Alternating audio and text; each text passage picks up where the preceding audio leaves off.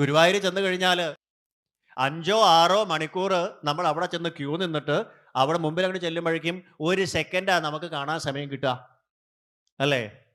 അത് കഴിഞ്ഞാൽ നമുക്ക് പുറത്തേക്ക് കിടന്നു.